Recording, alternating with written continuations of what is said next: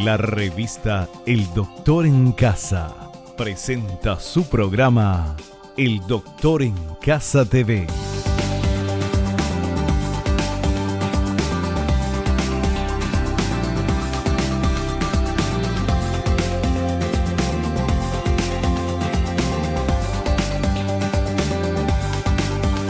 Con la conducción de Vivi Landó.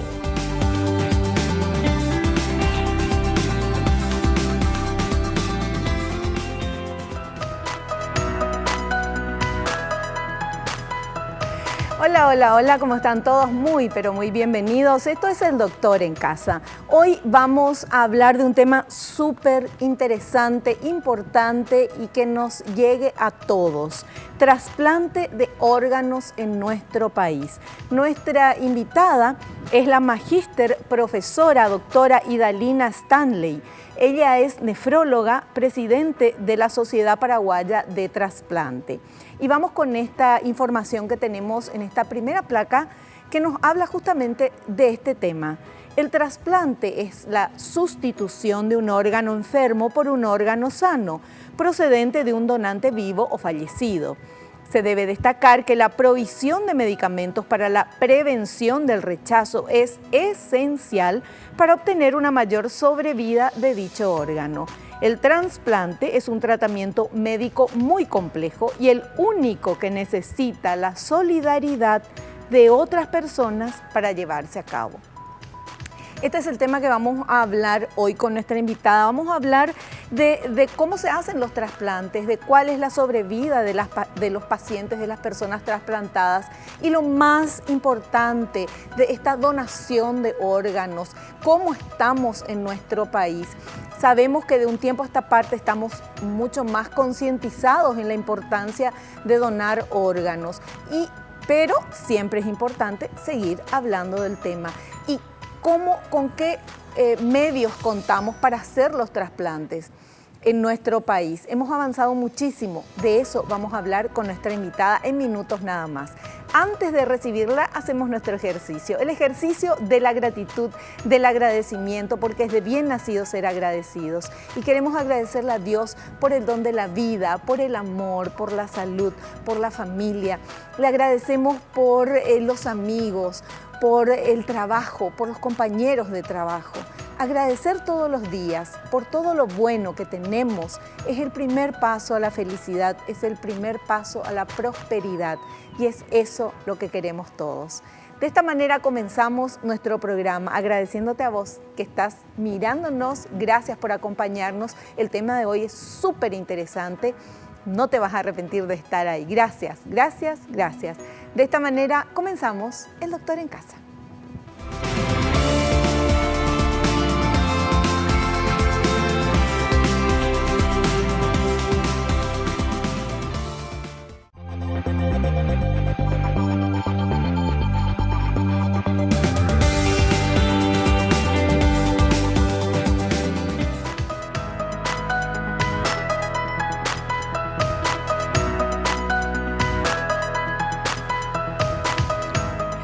Ya estamos ahora con nuestra invitada, ella es magíster, profesora, doctora Idalina Stanley, nefróloga y presidente de la Sociedad Paraguaya de Trasplantes. Bienvenida, un gusto tenerte aquí en el programa. Gracias, Vivi, por la invitación. El gusto es mío el compartir estos momentos con ustedes. Bueno, nuestro tema, nosotros estamos felices de tenerte acá porque cada vez que hablamos de trasplante o de donación de órganos, todo el equipo somos fanáticos de esto y sabemos que podemos ser un nexo muy importante entre ustedes, la gente que necesita y poder llegar a las personas para que esto sea una realidad, para que la donación de órganos sea algo normal, natural, que sea algo que hablemos en nuestras familias, que mi familia que sepa que yo soy donante de órganos y el día que ya no esté pueda salvar vidas también. Entonces creemos que es importante este programa, específicamente hoy que vamos a hablar con usted de trasplante de órganos, doctora. Así mismo, yo creo que este es un espacio muy importante Te cuento que soy una de tus seguidoras porque Ay. aprovecho mi tiempo siempre porque es muy instructivo escuchar a los colegas también de otras especialidades. Sí. Realmente el tema de trasplante es muy importante trabajarlo y trabajarlo siempre yo he insistido desde el sistema educativo. Esto es algo que se debe instalar dentro de la malla curricular desde el inicio de la formación del niño para que crezca ya con esa cultura de la donación, esa cultura a la generosidad, Sí. que es el acto de donar. ¿Cómo estamos en nuestro país con el tema de los trasplantes? O sea, de las donaciones y después ya de el tema de trasplante, porque hay mucho camino que recorrer hasta que un órgano llegue a quien necesita, doctora. Asimismo, estamos un poquito mejor que años anteriores, pero muy lejos de nuestros países vecinos, ¿verdad? Paraguay mejoró un poquitito luego de la ley Anita, ¿verdad? Sí. Hubo una mejoría. Si bien lo que ha cambiado es que la mayoría de los trasplantes renales, en el caso de mi especialidad, ¿verdad? Antes teníamos más donantes vivos, ahora tenemos más donantes cadavéricos, que eso ya es un progreso, ¿verdad? Pero en relación a la tasa de donación de órganos, sigue siendo una de las más bajas de Latinoamérica y del mundo, ¿verdad? La de Paraguay. La de Paraguay. Para darte una referencias de los medios, ¿verdad? En el 2019 a julio estábamos en una tasa de 2.2 por millón de habitantes. Sin embargo, a la misma altura, en la Argentina se llegaba a 19,5 donantes por millón de habitantes y Uruguay estaba cerca de 24 donantes por millón de habitantes.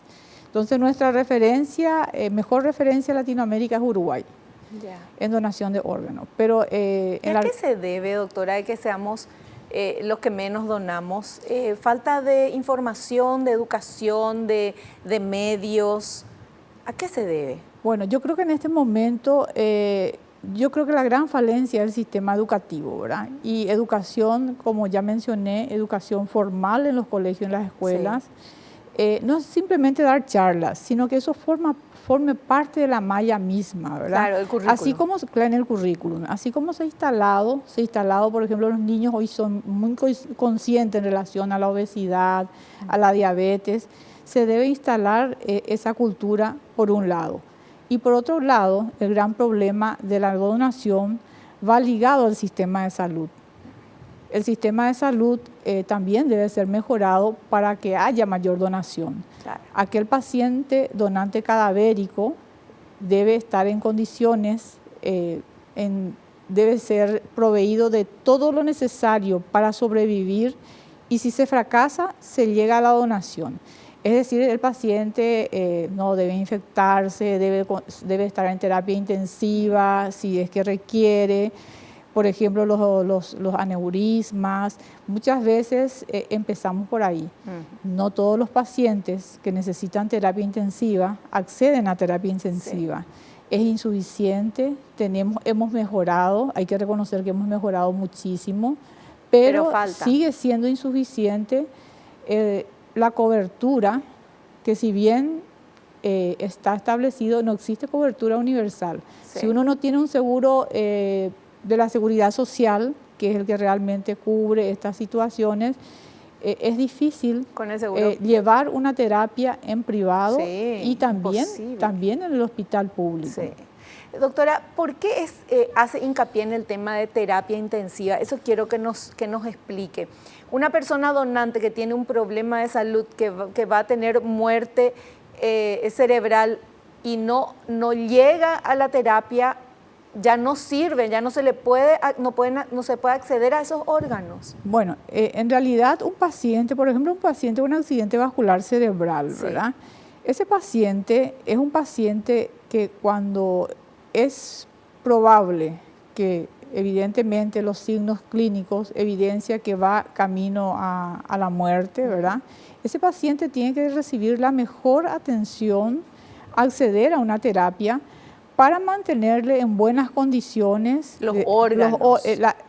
La parte vital, diríamos, claro, sí. Que tenga una buena presión arterial, que el paciente pueda orinar bien, y eso se maneja a través de medicamentos y uno está pendiente para que en el momento que el paciente tenga muerte cerebral, por ejemplo, se pueda seguir manteniéndolo en el respirador. Sí. Una vez que está en muerte cerebral, el paciente clínicamente está ya muerto, por así decirlo. No puede volver, no es coma. Eso es importante también de explicar, ¿verdad? Claro, cuando hay muerte cerebral es irreversible. Sí. Entonces, cuando llega ese momento, el paciente estaba en un respirador, por ejemplo, se debe continuar manteniéndolo en el respirador hasta realizar todo el protocolo de socializar con la familia, de conversar, porque siempre se conversa pese a que la ley dice que todos somos donantes, salvo caso que hayamos expresado por escrito nuestra oposición.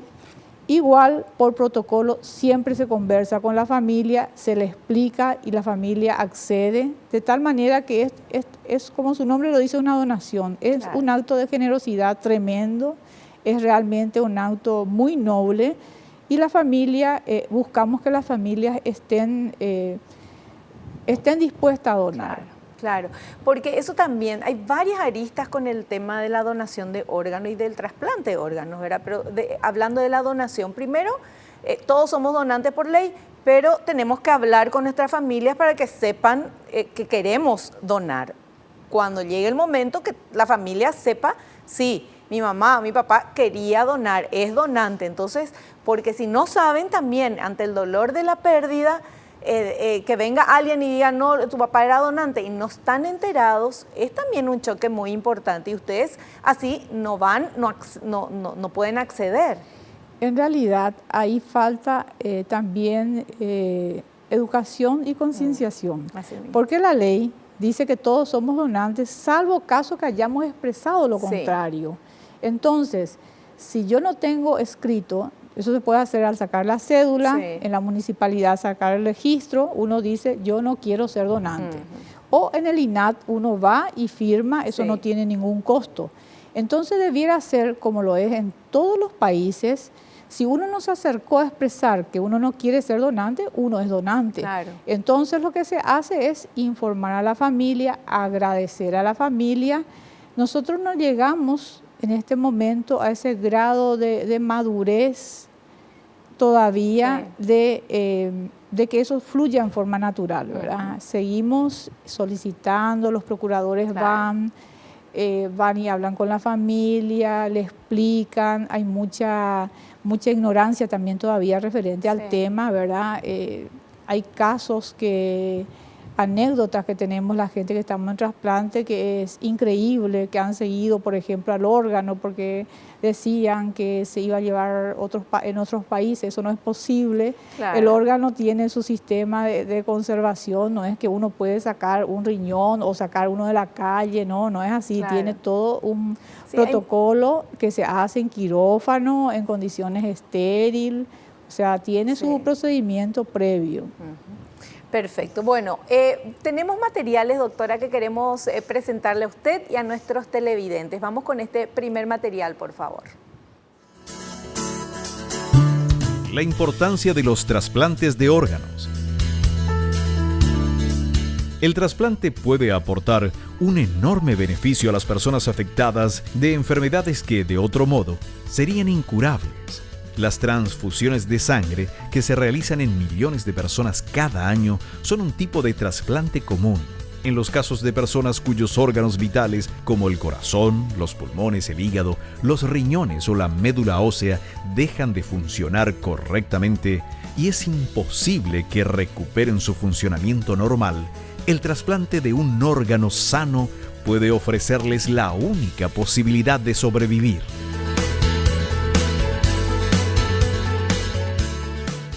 Así, ¿verdad, doctora? Así mismo es. Es impresionante cómo, conversando con las familias, cómo el hecho de que un familiar reciba un órgano, es tremendo lo que pasan los pacientes. Hay pacientes que llevan viniendo de localidades lejanas, por ejemplo, por la falta de acceso a diálisis. Entonces se trasladan a la capital. Si bien hemos progresado bastante en los centros de diálisis en las diversas localidades, hemos avanzado muchísimo en eso, pero siempre es insuficiente. Ahí es muy pesado, en primer lugar porque el paciente renal dializado, por ejemplo, es muy difícil que consiga trabajo. ¿Por qué? Porque le lleva 4 horas dializarse, más el tiempo de traslado, son 6 a 8 horas que invierte día de por medio. Entonces es muy difícil que alguien le dé un trabajo.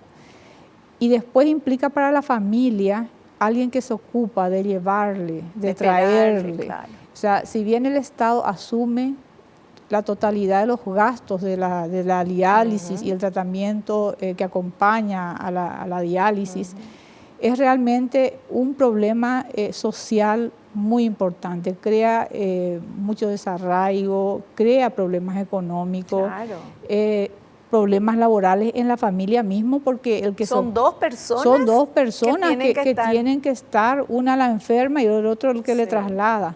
Así es que no es nada fácil. Hay niños pequeños que están esperando trasplante.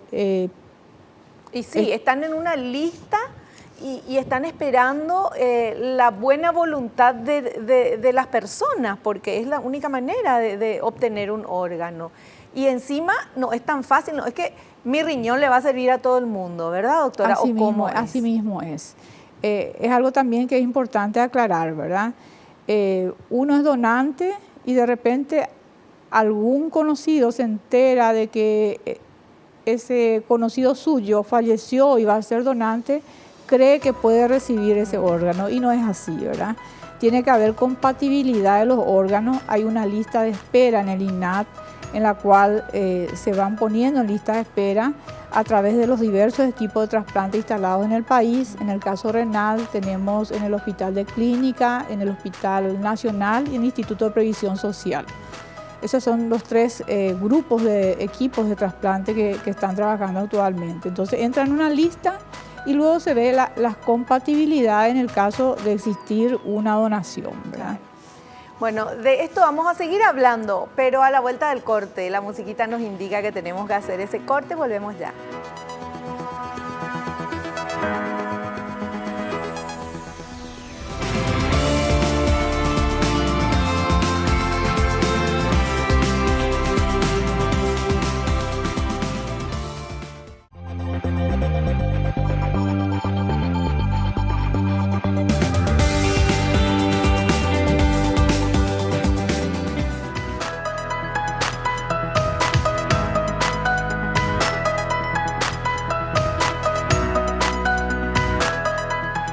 Hablando con nuestra invitada, ella es la magíster, profesora doctora Idalina Stanley, nefróloga, presidente de la Sociedad Paraguaya de Trasplantes, y justamente de eso estamos hablando, del tema de trasplantes y de cómo es importante que este tema de donación de órganos, porque para haber un trasplante tiene que haber un donante, tiene que haber un órgano donado, cómo es importante que esto forme parte del currículum de la educación en las escuelas y en los colegios, y cómo también es importante que este tema forme parte de la charla normal que se tiene en la familia, con los amigos, en los grupos, porque es algo muy actual y es algo muy necesario de hablarlo, de poder entender también. Es importante todo eso porque así vamos a aclarar las cosas, doctora, de la diferencia entre un coma y una persona que está en coma puede volver, despertarse. Sin embargo, una persona que tiene muerte cerebral ya no, ¿verdad? Claro, así mismo. Una persona que está en coma es un paciente que tiene todavía los reflejos. Hay posibilidad, para eso se hace el electroencefalograma, están los parámetros, varios parámetros que se tienen en cuenta. Necesita evaluación de por lo menos 2 especialistas para declarar en muerte cerebral, por ejemplo. No se toma nada a la ligera por el punto de vista legal, porque nos hemos asegurado de que todo sea transparente cuando se fue legislando todo esto, ¿verdad? Lo que fue la primera ley ya del 98, ya teníamos una ley, la 1246, en la cual ya se estableció bastante claras las condiciones para ser donante. Y luego, por supuesto, fue mejorada algunas cosas en lo que fue la ley Anita, conocida por todos, que es la 6170/18. En esa ley se fueron mejorando algunos artículos, ¿verdad? Con lo cual se cubre todas las aristas para evitar todo lo que es que esté fuera de la ética, ¿verdad? Y dentro de eso es imposible que un paciente que esté en coma y no esté aún en muerte cerebral, que sea donante, ¿verdad? Hay mucha ignorancia referente al tema. Hay que trabajar eso, hay que seguir educando. Así es que, una vez más, con mi carácter de presidente de la sociedad y miembro de equipo de trasplante, te doy las gracias por este espacio que me parece demasiado importante para que podamos avanzar, ¿verdad? Claro. No, nosotros que agradecemos, doctora, que, la presencia de usted, y siempre nos responden a las invitaciones también, porque creemos, para eso estamos nosotros acá, el Doctor en Casa, para contar qué es lo que está pasando en nuestro país a nivel de medicina, cuáles son los avances, cómo podemos evitar tener enfermedades, y en este caso que estamos hablando del trasplante de órganos. Para eso necesitamos donación de órganos, y para eso necesitamos donantes, y todos somos donantes, pero todos en la familia tienen que saber que vos querés y que sos donante. Vamos a ver ahora este material, doctora, que habla del tipo de donaciones. Los tipos de donaciones. Donación tras fallecimiento. Cuando una persona muere, sus órganos pueden ser trasplantados a otra. Este procedimiento se realiza cuando se presenta muerte cerebral. En este caso, los órganos pueden funcionar durante un tiempo si la persona fallecida está conectada a un respirador, y paro cardiorrespiratorio y asistolia, es decir, que se presenta la interrupción repentina y simultánea de la respiración y el funcionamiento del corazón. Donación en vida. Se puede donar un órgano o parte de él. La mayoría de los trasplantes de este tipo son de médula ósea y de riñón.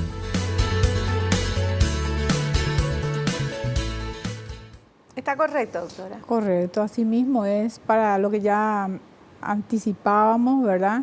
Para ser donante, en primer lugar, uno debe estar en condiciones ideales, lo que te decía antes, debe estar en una terapia, si es posible, cuando uno ya tiene sospecha de que, por ejemplo, un accidente vascular, uno ve la mala evolución que está teniendo y va deteriorándose el sensorio, tenerlo en terapia, si hace falta, ponerle el respirador, y luego ahí con los monitores, eso está todo registrado.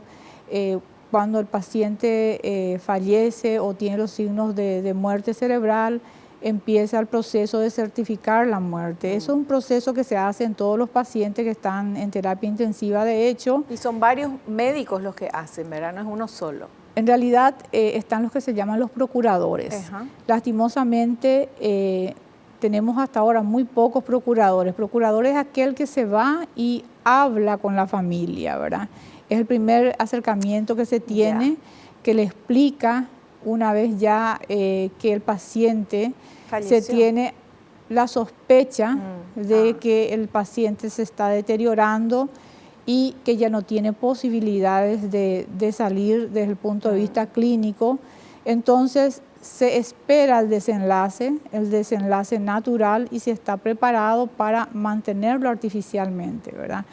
El cerebro ya está sin funcionamiento, ya hay muerte cerebral, eso implica que ya es irreversible. Entonces ahí comienza el proceso, ¿verdad? Y luego está el equipo de ablación de órganos. Es un equipo de cirujanos que va y extrae el órgano una vez que la familia autorizó, una vez que se realizó el proceso, se va a extraer el órgano, y hay otro equipo, mientras tanto, esperando la llegada del órgano, ¿verdad? Una vez que se activa la alarma trasplante, todos los equipos nos despertamos, sea la hora que sea, y empezamos por ver nuestra lista de pacientes que estén preparados. Se los llama, generalmente se los llama a 2 por hospital, y luego se ve el que es más compatible, ¿verdad? Entonces, Es un proceso que lo hacemos en forma rutinaria. Sí. A veces asumimos, como en clínica muchas veces hemos asumido en un mismo día 2 trasplantes porque en el otro equipo no había paciente preparado o porque alguien del equipo estaba fuera del país o Claro. situaciones como esas que para no tirar el órgano, Sí. porque es un crimen tirar un órgano, Dios mío, sí. hemos hecho en fiestas, Navidad, por ejemplo, en simultáneo al terminar un trasplante, en víspera de Navidad, toda la madrugada, El siguiente. el siguiente trasplante para Es que poder salir salvan adelante. vidas, doctora, con eso. Dios mío, y le cambian la vida a la persona que recibe el trasplante. Realmente cambia la vida y hay algo muy lindo que se siente como cuando uno forma parte del equipo de trasplante, en la cual también los periodistas tienen mucho que ver en esto, ¿verdad? Yo creo que gran parte de la donación de órganos se debe al empoderamiento que ha tenido la prensa. La prensa se ha empoderado del tema donación y ha ayudado muchísimo. Había situaciones en las cuales iban a hablar cuando es donante vivo, sí se puede hacer reportaje. Claro. Cuando es donante cadavérico, no se No. puede hacer. Entonces, donantes en la cual hermanos expresaban el motivo por la cual le donó a su hermana. O sea, hubieron imágenes que impactaron en todo el Sí. mundo de los Juan y Juana, por ejemplo, Sí, ¿verdad? sí, sí, sí. Cosas impactantes así que nos hace crecer como seres humanos. Ay, me emociona cuando la Y doctora habla. nos interrumpe así en una entrevista así, terminamos parando la entrevista porque ocurrió algo de que una niña, lo que decías vos es importante decir, nuestra intención, una semana o unos días antes de morir, una niña de 16 años, ve alguien trasplantado de los riñones. Entonces, al mirar eso, le dice a sus padres, Yo voy a ser donante. yo quiero ser donante si es que fallezco. Falleció 8 días después. Dios mío. Eso fue lo más impactante para Claro. nosotros porque expresó, justo sucedió, ¿verdad? Y Sí. fue el hecho de transmitir en la prensa una donación viva que se había hecho, le motivó a ella y los padres llamaron para la donación. Es muy difícil conseguir donación de niños, Sí, es muy difícil y se seguro. entiende, ¿verdad? Claro. Se entiende por el afecto, por lo que... No, y por el momento de tanto dolor. Es que es algo, siempre solemos decir ahí cuando estamos conversando, esto es algo tan grande.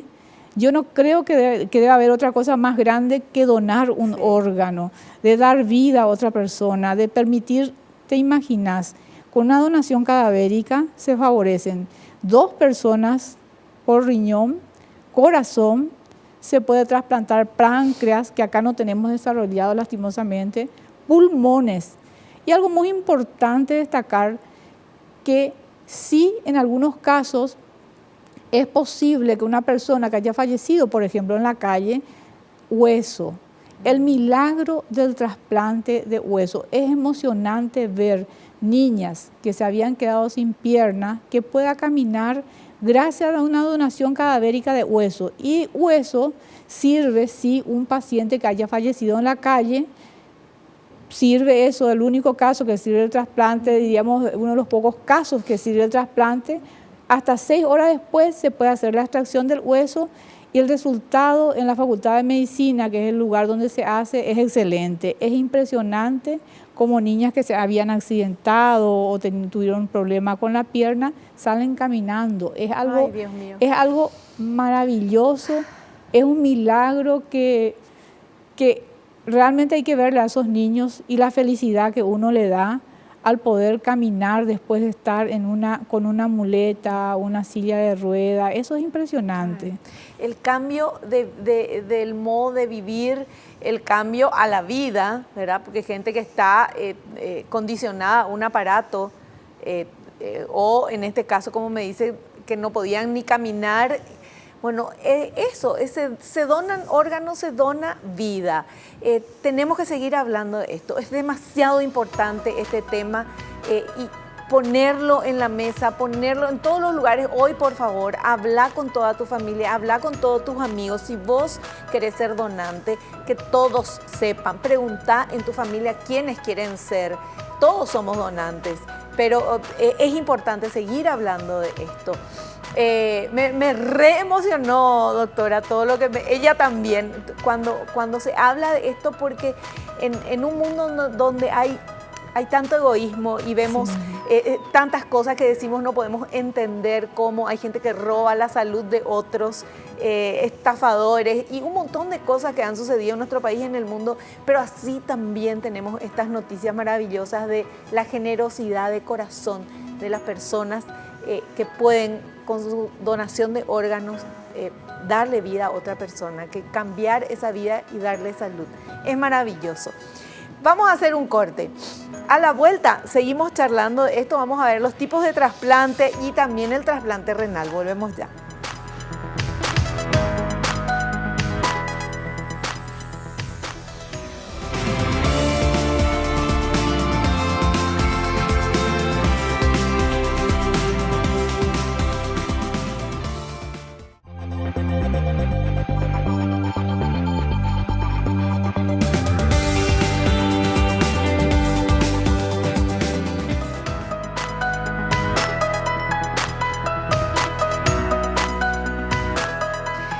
Te dije que este programa era impresionante, que iba a ser súper interesante. Bueno, seguimos hablando de esto, del trasplante y de la donación de órganos. Vamos con este material, por favor, para compartir con todos ustedes.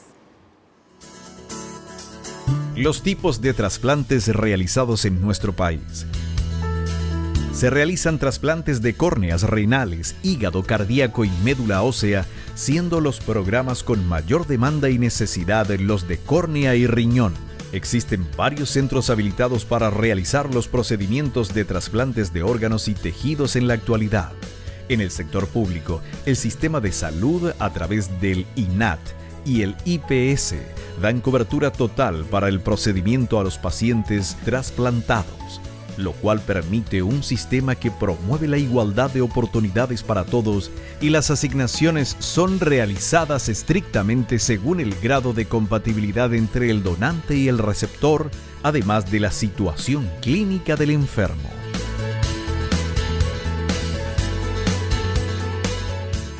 Es así mismo, Vivi, ¿verdad? A veces los pacientes no comprenden cómo el paciente que se dializaba al lado recibió el órgano y no yo. A veces vienen. Un solo hecho de que el paciente esté infectado, tenga una infección urinaria, ya no puede recibir el riñón. El paciente que va a recibir tiene que estar sano. Lo mismo que el paciente donante no tiene que tener infecciones, ningún tipo de infecciones, ¿verdad? Entonces hay ciertas condiciones que uno debe tener en el momento de decidir el trasplante. ¿A quién? A quién dar, y ahí juega la histocompatibilidad también. O sea, no es nada más que el que está primero en la lista, el primero en recibir, sino que hay que ver cuando está ese órgano, si ese que está primero en la lista está preparado como para recibir. Así mismo es. Realmente es muy costoso llegar a tener todos los estudios para poder trasplantarse. Y esos estudios no están cubiertos por el Estado, hay que aclarar. Eso el paciente lo hace a través de fundaciones, es más lento cuando es en el público. IPS tiene la ventaja de que tiene cobertura, sí, ya desde el momento que es paciente asegurado, tiene cobertura. No así la gente del Nacional y del Hospital de Clínica, que el médico tiene que hacer un poquito de asistente social, tratando de conseguir los estudios que los hospitales no poseen. Entonces es un trayecto bastante largo para algunos, ¿verdad? Además no tiene que estar ni resfriado, ni engripado, ni nada. Así mismo, a veces llamamos, vienen y justo detectamos alguna infección. Ay, qué raro. Y entonces es realmente difícil para algunos pacientes y familiares comprender, pero lo que siempre les decimos y tratamos de explicarle es que si es para bien, va a ser para vos. Entonces realmente se cumple eso, ¿verdad? A veces existe el milagro de repente de que ese órgano es para vos, y justo el otro, a quien le correspondía a lo mejor porque estaba más tiempo en la lista o porque había alguna prioridad, está infectado y tenemos que colocarle a la segunda alternativa, claro, que a veces la segunda alternativa, a lo mejor le venía mejor el riñón justo a ese paciente que estaba resfriado, que estaba con dengue.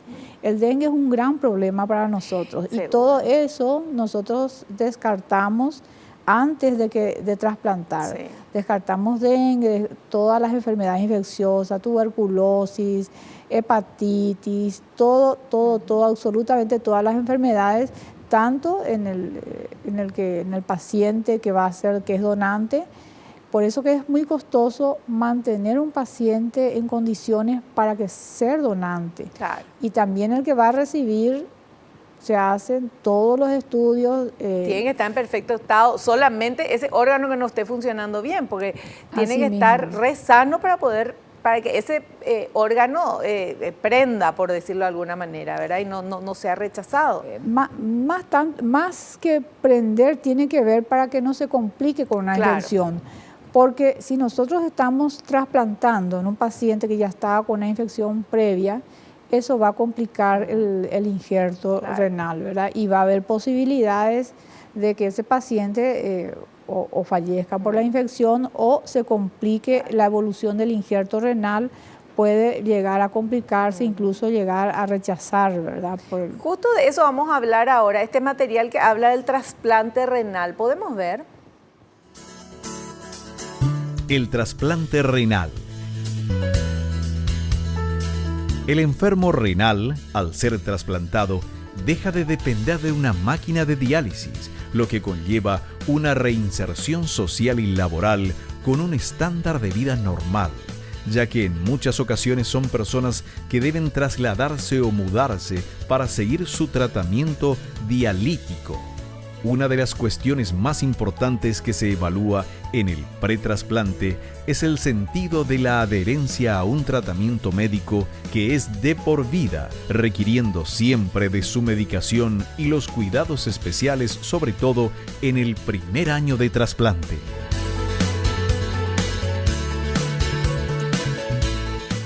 Claro, no solo el trasplante, el post también es muy importante. El post-trasplante y la adherencia es una palabra clave, ¿verdad?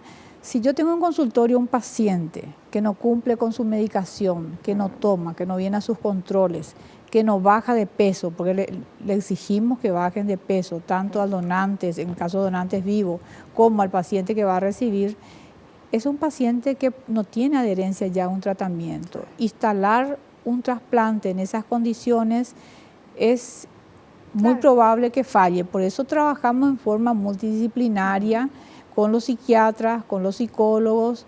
En la Facultad de Medicina nosotros enviamos todos a evaluación. El psiquiatra forma parte del equipo de trasplante del Hospital de Clínica, porque es demasiado importante el tema de la adherencia, antes y también después. Aquel paciente que ya antes no cumplía con su tratamiento, es muy difícil que en el post-trasplante cumplan. Y hemos visto pacientes que han perdido el riñón por falta de cultura, por falta de disciplina, de no hacer lo que tienen que hacer. Sí, así mismo. Qué terrible. Bueno, vamos a ver ahora este otro material, por favor.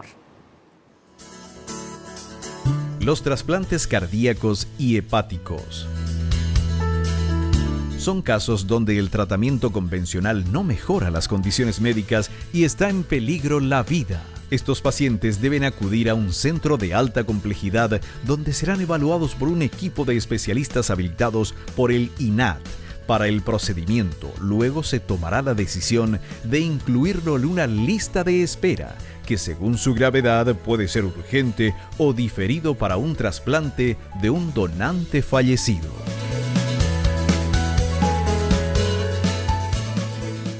Yo creo que uno de los más preocupantes, justamente, los más afectados por la falta de donación son los cardíacos y los hepáticos.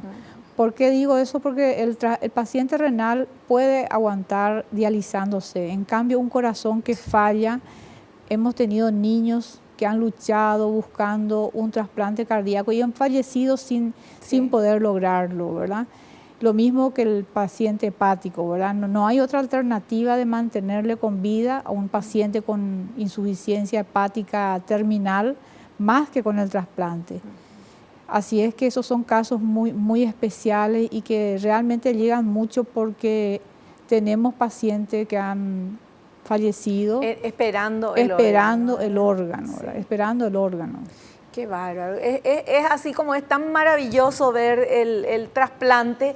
Qué difícil eso, doctora, porque ustedes están con los pacientes y se mueren sin recibir muchos. Así mismo, y sobre todo que hay los cardíacos, el trasplante renal en sí es mucho más sencillo, diríamos desde el punto de vista quirúrgico, de la complejidad que implica un trasplante hepático o un trasplante cardíaco.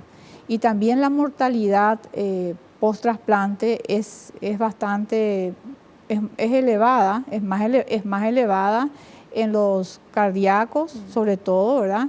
Felizmente en Paraguay tenemos muy buenos resultados con los trasplantes hepáticos, ¿verdad? El trasplante renal, la mortalidad postoperatoria es muy poca. Hay raros casos en los cuales tenemos sí rechazos agudos o hiperagudos, que hoy en día vamos mejorando también, porque eso también se salva cuando se tiene el soporte de tratamiento, ¿verdad? Vamos, de a poco vamos teniendo, diríamos, las medicaciones que necesitamos para salvar al paciente en esa situación, para salvar el órgano en la situación de rechazo. Bueno, vamos a ver ahora este material que habla de los avances que tuvimos en nuestro país. Los avances en nuestro país. Se puede mencionar la realización de los trasplantes hepáticos en el Hospital de Clínicas y la habilitación del Banco de Tejidos, hechos que representan una mayor cobertura sanitaria para la población gracias a la donación altruista de personas anónimas. Paraguay es parte de los registros de DonaSur, que es un sistema de registro de donantes y trasplantes a nivel del Mercosur, con lo cual el país cumple con los estándares internacionales para permitir el desarrollo constante de esta disciplina de la medicina de alta complejidad.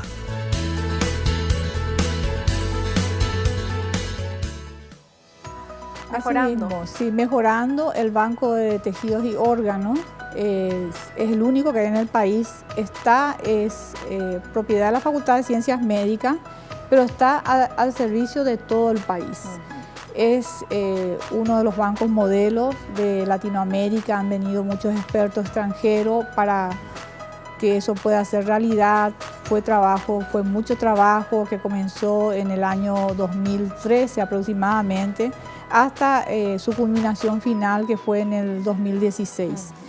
Y el trasplante hepático es algo grandioso, Tenemos pocos especialistas en trasplante hepático en el país, y el encargado de trasplante hepático del único equipo de trasplante que tenemos en Paraguay, voy a dar el nombre porque sí, el doctor Nelson Arellano ha tomado la decisión con su familia. Él estaba en Francia trabajando en un buen equipo de trasplante con buen estándar de vida. Ha tomado la decisión en el 2015 de venir al país a instalar eso, ¿verdad? Qué maravilla. Él está casado, tiene una familia francesa, así es que fue una decisión muy difícil para ellos, ¿verdad? Sobre todo para los hijos, sí, y para la esposa, ¿verdad? Ceder eso de venir a él, solidarizarse con nosotros y venir, sí, a instalar un equipo de trasplante hepático y con buenos resultados, ¿verdad? Realmente el costo de un trasplante hepático, si uno va a ir a cualquier país, es mínimo de $500.000, ¿verdad? Ese es el costo. Es imposible para mucha gente. Es imposible alcanzar esa suma. Y acá no cuesta nada, doctor. Acá está cubierto, sí, por claro, el Ministerio. No es que no cuesta nada, está cubierto. Está cubierto por el Ministerio de Salud, sí, si bien también lo hacen las instituciones donde se realiza el trasplante, en este caso Hospital de Clínica, también provee los insumos, parte de los insumos, ¿verdad?, que se necesita durante el trasplante hepático, que es bastante complejo y necesita un soporte mucho mayor de una excelente terapia, que felizmente contamos, ¿verdad?, con una buena terapia intensiva y un soporte de equipo, ¿verdad? El tema de trasplante, uno aprende a escuchar, a compartir y a llevar también el peso de lo que es el trasplante, porque tiene sus momentos felices y también tiene sus momentos no tan felices. Claro. Entonces, también entre nosotros, los equipos, nos hacemos nos hacemos como una terapia colectiva, de animarnos, de seguir adelante. El aguante. El aguante, como se dice realmente. Qué lindo todo lo que nos contás, doctora. Tenemos que hacer un pequeño corte, ¿sí? A la vuelta, parte final del programa, seguimos charlando con la doctora Idalina Stanley.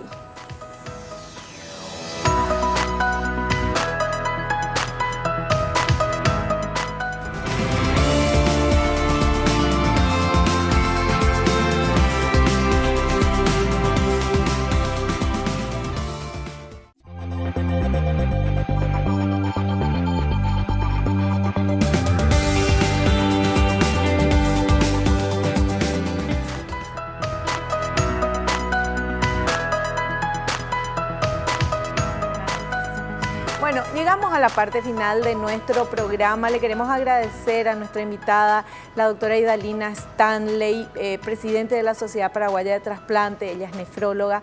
El tiempo, la visita y todo lo que nos estuvo contando. Y en estos minutitos finales, doctora, del programa, si querés hablarle a la gente que está viendo el programa, ¿qué querés decirle sobre este tema que estamos tratando? Decirles lo importante que es permitir que otras personas puedan vivir a través de una generosidad, de dar parte de su hijo, parte de una persona a otra persona que seguirá viviendo. Yo considero, y siempre me emociono, un acto de amor demasiado grande. Yo creo que eso rebasa lo humano. O sea, nos hace sentir, y así lo expresan los donantes, ¿verdad? Lo hace sentir como generosos. Perder un familiar es triste, pero a la vez genera una paz y bueno, alentarle a dar vida. Hay niños esperando, hay personas que necesitan de una donación, sobre todo la hepática, la de corazón, los niñitos. Hay niños esperando por un riñón. Así es que seamos solidarios.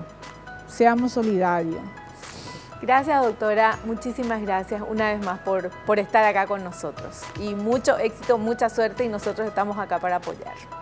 Muchas gracias. Nosotros nos despedimos y nos volvemos a encontrar, si Dios así lo permite, en el próximo programa. Y no te olvides lo que te digo siempre, porque es cierto, naciste para ser feliz. No te conformes con menos. Donar órganos es donar vida.